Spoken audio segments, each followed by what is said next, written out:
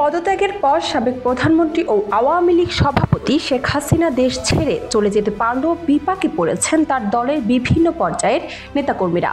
হযরত শাহজালাল আন্তর্জাতিক বিমানবন্দর দিয়ে দেশ ছেড়ে পালানোর চেষ্টাকালে অনেককেই আটকের খবর পাওয়া যাচ্ছে। মঙ্গলবার বিকালে পালাতে গিয়ে আটক হয়েছেন ঢাকা বিশ্ববিদ্যালয়ের ছাত্রলীগের সাধারণ সম্পাদক তানভীর হাসান সৈকত এবং ঢাকা মহানগর উত্তর ছাত্রলীগের সাধারণ সম্পাদক রিয়াজ মাহমুদ।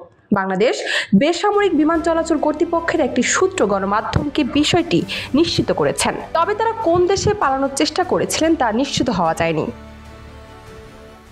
ভাইরাল হওয়া এক ভিডিওতে ঢাবি ছাত্রলীগের সাধারণ সম্পাদক তানভীর হাসান সৈকতকে বলতে দেখা যায়, আমার তো কোনো দোষ নাই, অন্যের দোষ কেন আমার উপরে দিবেন, আমি কোনোদিন কারো গায়ে হাত তুলিনি। জানা যায় সৈকতকে ইমিগ্রেশন থেকে আটক করা হয়, তিনি ইমিগ্রেশনের হেফাজতে আছেন। রিয়াজও বিদেশে যাওয়ার চেষ্টা করতে গিয়ে আটক হন।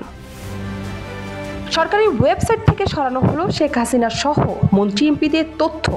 এর আগে বিকাল ৩টার দিকে বিমানবন্দরের ভিআইপি লাউঞ্জ থেকে শেখ হাসিনা সরকারের পররাষ্ট্রমন্ত্রী ও আওয়ামী লীগের যুগ্ম সাধারণ সম্পাদক হাসান মাহমুদ, তথ্য প্রযুক্তি প্রতিমন্ত্রী জুনাইদা আহমেদ পলককে আটক করা হয়। জান্নাত নিপু, দেশ রূপান্তর।